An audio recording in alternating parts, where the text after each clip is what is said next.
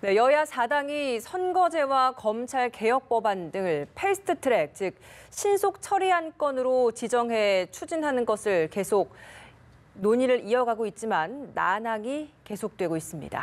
자유한국당은 4당의 공조를 막기 위해서 힘을 쏟는 모습인데요.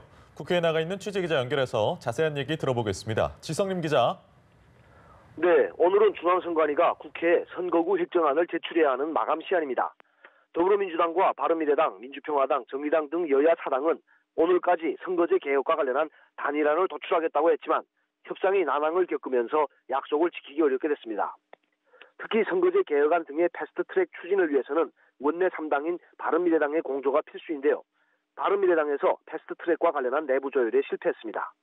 결국 바른미래당 김관영 원내대표는 여야 4당의 패스트트랙 협상이 오늘 마무리되기는 어렵다고 밝혔습니다.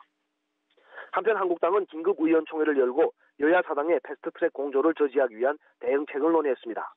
한국당 나경원 원내대표는 의총 모두 발언에서 바른미래당 의원들을 향해 여당의 들러리가 되지 말고 패스트트랙 추진에 참여하지 말라고 촉구했습니다. 한국당의 오늘 의원총회 드레스 코드는 이른바 블랙이라고 하는데요. 항의의 뜻으로 상복을 입었다는 의미라고 합니다. 네, 한국당의 나경원 원내대표가 국민이 반민특위로 분열됐다라고 발언을 했는데 여기에 대해서 민주당이 강도 높게 비판했다고요.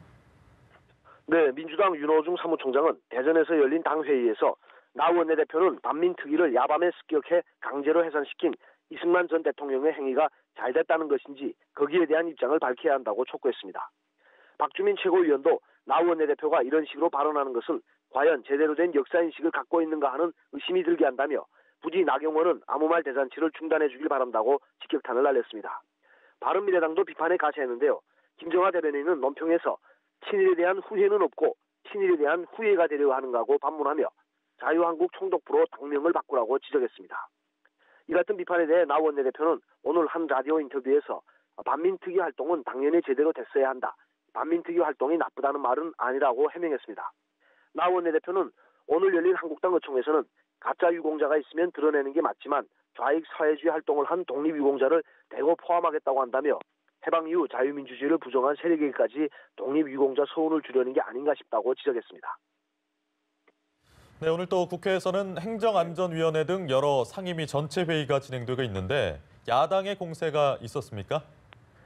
네, 국회는 행정안전위원회와 문화체육관광위원회, 환경노동위원회 등 3개 상임위원회를 열고 주요 현안을 논의했습니다. 행안위에서는 중앙선거관리위원회 등 관련 부처의 업무 보고를 받았는데요. 바른미래당 권은희 의원은 조혜주 중앙선관위 상임위원에게 지난 대선 기간 문재인 당시 대선 후보 공명선거 특보로 활동한 일이 있냐고 질문하자 조 상임위원은 그런 일이 없다고 대답했습니다. 환노위는 산업안전보건법, 최저임금법, 고용보험법, 근로기준법 등 노동 분야 법률안을 심사하고 고용노동부의 업무 보고를 받았습니다. 문체위에서는 박양호 문화체육부 장관 후보자에 대한 인사청문회 계획서와 자료 제출 요구를 의결했습니다. 이에 따라 박양호 후보자에 대한 인사청문회는 26일 열릴 예정입니다. 지금까지 국회에서 연합뉴스TV 지성림입니다.